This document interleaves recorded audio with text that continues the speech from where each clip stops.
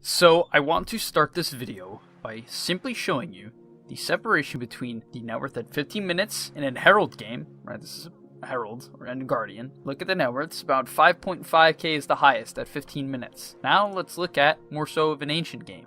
This is ancient, right? Even one immortal player.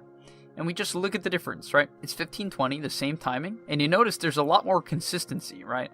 There's simple consistency in the numbers. 6200, 6100, 6000, and then even the losing team set behind, they're still up there, right? That's quite a difference. That's all I need to say, right? Even if, like, I was to show you a game where there's even a larger separation between the two, that's not the point. I'm just showing you that there is pure consistency in even just things like net worth between the brackets, because farming and consistency in farming is still a huge deal, and in fact that's an ancient game, and I would consider a lot of ancient players extremely inefficient as well. Okay, so the purpose of me making this video is one simple thing.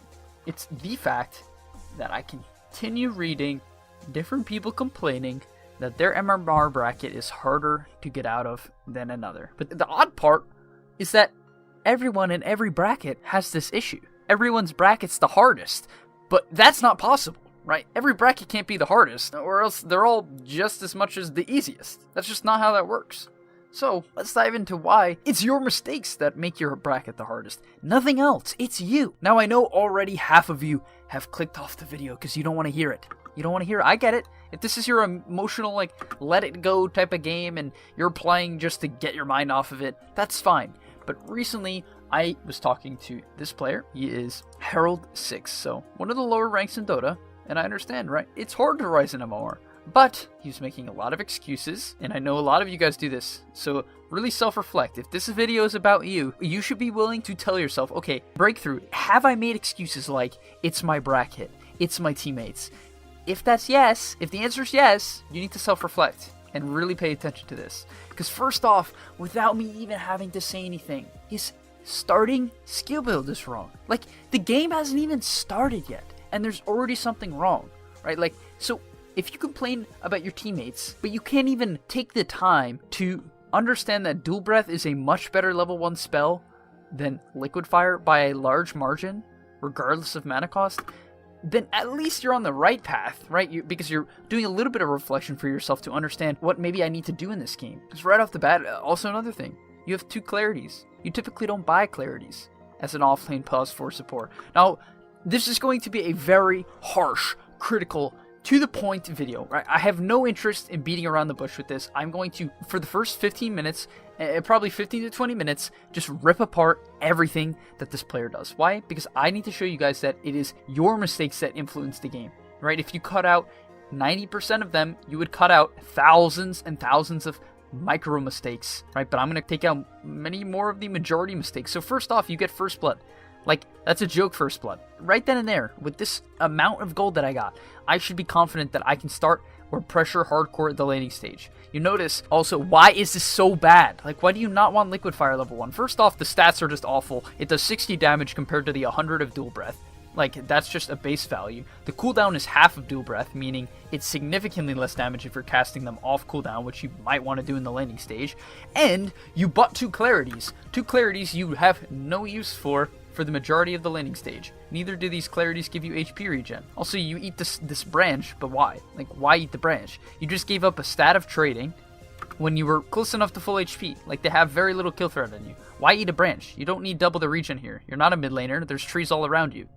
And that's just pointless. If you wanted to build into a wand laner, now you're going to have to buy another branch. Now, the first thing I'm going to do is go through the walk of deny shame. I'm going to point out every deny you could have gotten, or every CS you could have helped with that you didn't. Ready? This range creep. This Wind Ranger completely messes up her power shot, putting it in very clear deny range. That's an easy deny. You didn't go for it. There's a melee creep coming up. Let's see what happens. It doesn't get denied. You could have helped with that.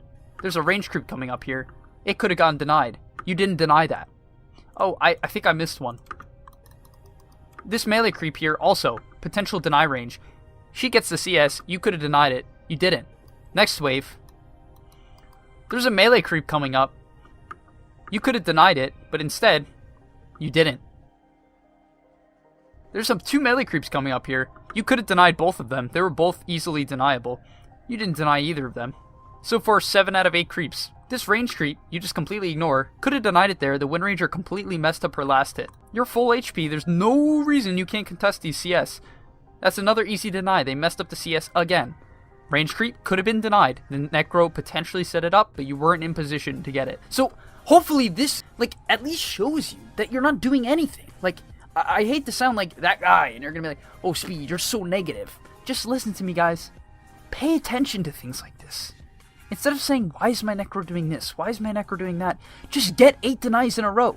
Pick a hero like Chen, pick a hero like Nature's Prophet, pick a hero like Treant, buy a lot of regen, sit in the lane, and get denies. And there's no way you can lose the laning stage. Especially in a bracket like this where everyone's just complete garbage at last hitting. And that is the brutal truth. Everyone is awful at last hitting. In this case, this is a deny you should be going for. You should have prepped it for the Necro there, because the line ended up getting the CS. Also in this case, what could you be doing this entire laning stage, which you haven't done yet? You haven't denied any creeps, you've put minimal pressure on the Wind Ranger. Luckily she's terrible and has no extra HP regen. That's the only thing that's saving your game here. But look, this entire laning stage, you guys have a Necro Jakiro lane, especially when you hit level 2, you have a lot of threat on this Wind Ranger, right? You guys can pressure her out of the lane if you have good, you notice how much damage you do to her if you can get autos off. So what's a great way to get autos off that you're not doing at all in this lane? Side pulling, you hit level 2 here, and this wave's fine. You can let this wave and get some denies here, but once this one spawns, this is a must pull here in my opinion, right?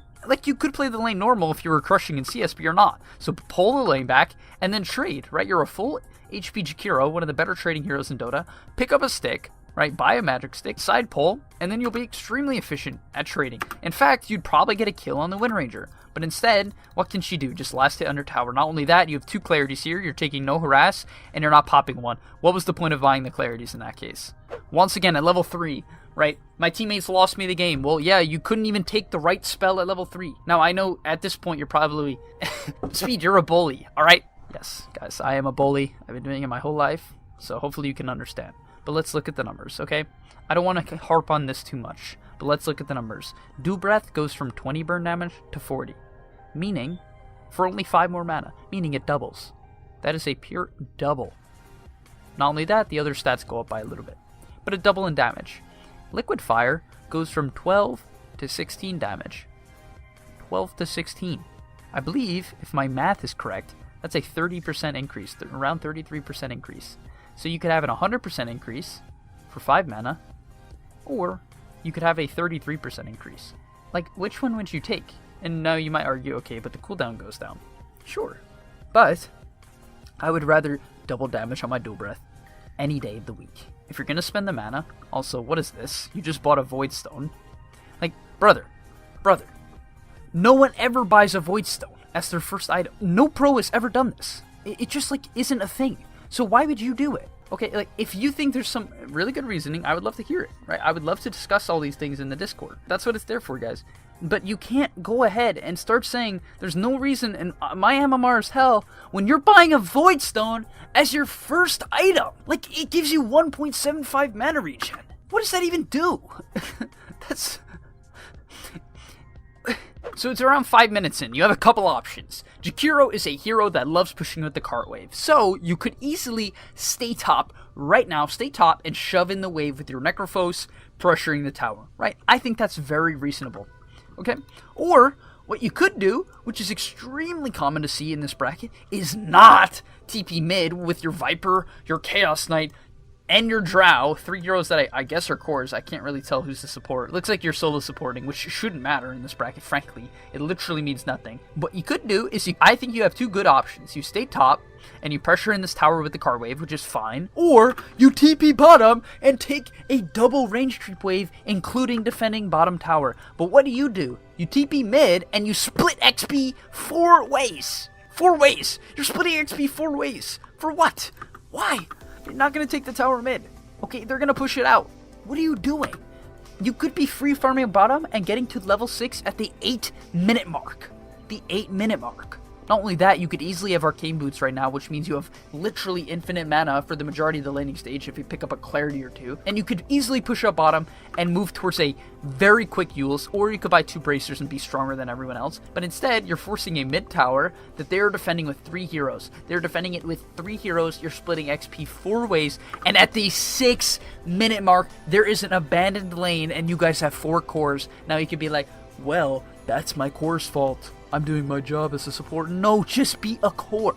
Like, there is no logical reason. You cannot give me a logical reason why you shouldn't farm bottom here if no one else is doing it. What's the logical reason? Is it because my cores are bad? That's not logical. Is it because I shouldn't be taking farm? That's not logical. Who cares? Dota's not set in stone. Supports don't have to have 0 net worth. That's just what you see in the pro scene because it's designed, because people know how to take farm. If that's not the case in your solo queue games, go take the farm. Look how much XP you just missed. This is a level 5. This is level 5? This wave is potentially level 6, or probably more so level 5.5. But instead, what happens by the time you get here? Now, the Chaos Knight and Drow are both with you. Whoop-dee-doo! You get a punch kill! He's level 4, let's see how much XP you get for this. Woohoo! Oh, was that like 1 creep?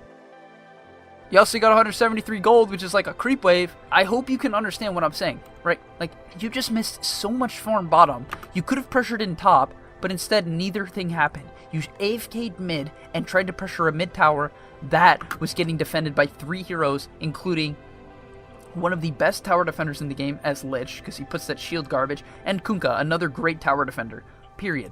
Don't try to tell me this is your teammate's fault. Like, come on, guys. So now, in this case, what I will recommend, this is not a flame to you, I think this build is totally fine. Typically, what you'll see on a lot of support Shakiros nowadays is 2 into Dual Breath, 1 into Liquid Fire, and then they start maxing in the Ice Path. That's very common. What I will recommend, as a side note, is that you max out your Dual Breath and your Liquid Fire, and you strictly split push. This is extremely effective, especially when no one else farms effectively. So this is a good Ice Path, but you're not casting your W. I mean your Q. It took you way too long there. That Wind Ranger gave you a huge gap to get a free Q off, and better players that wouldn't work on, so nearly lost that opportunity. Gotta be a little bit faster, that's all. And in this case, you're also carrying no TP. I know you TP'd up here. And once again, what do I need to point out here, guys? I'm gonna let you see the pattern. Okay, first off, look at this. How do you even I mean, I guess this is just low MMR. There's no separation anyway, so you can't tell me that you can't carry supports when no one's trying to do it anyway. Basically what I'm saying is, so what I need you to look at here is what we just looked at before. Okay, what happened 2 to 3 minutes ago that is happening again. Again, you were top, you have the option to either push or farm the open lane. First off, you TP'd top, so you don't even have the option to be bottom. But there is an open bottom wave. Do not tell me. Like, guys, never try to tell me, never try to convince me that there isn't farm for you as a support. Do not tell me that. It is the biggest garbage I've ever heard. I swear, people say their core is jungle all the time, and then they also say that there's no lane to farm. That doesn't make any sense. Like, now you're top with 3 heroes. You can either continue defending top, which is a fine option because you're a Jakiro, right? You're very good at pushing out the lane. Or you could farm bottom and have another bunch of creeps. You could have 40 CS right now, no joke. Okay, maybe 40 is high. You could have like 30, okay? You could have 30 CS by strictly farming bottom. And there would be nothing wrong with that. It would take nothing away from your cores because they're not taking the farm anyway. Necrophos is roaming, so it's not like he's doing anything useful. Drow and Viper are both mid. What are they doing? Nothing useful, okay? Like, you have 3 heroes mid, so this is fine. You stay top, this is fine, right? Jakiro's good at this. This is a fine play. I'm cool with this. You nuke the wave, fantastic. This is all good. Chaos Knight's going bottom, so that's totally cool. And you did a good job farming this tower. Now here in this case, you're going to stay back, not bad. This is solid. Good play on your part. 100%, this is a really solid play. Now your Drow gets caught out, nothing you can do about that. Really nothing to worry about. Alright, you're wasting Ice Path. This is a defensive ability and 90 mana, and you just spent 90 mana for no reason at all. Once again, kind of wasting Ice Path, and I believe you missed your Q, so you gotta hit your spells. And I know that sounds just straight up cynical, but no joke. I mean, like, I'm not even gonna continue with this video, guys. I just really want to make some people have the realization that they are doing a lot of bad things, and they are not setting themselves up to carry, even from the support role. Okay, like, I could look at the Viper and say the same thing. He has only 41 CS at the 10-minute mark, and he's barely getting pressured, right? He's barely getting pressured. Okay, 40 CS is not a lot, so there, he can fix that. That's not even terrible. Drow is 1 and 2 and has garbage items. She's basically jungling. I can't even tell. Chaos Knight is rushing a Skull Basher, which is beyond bad. He has no point of reality rift. So like, there's all these people I would be willing to bet would complain about their teammates as well. The Necrophobes bought Mana Boots. Mana Boots are atrocious. Like, atrocious. You don't need Mana Boots. You have a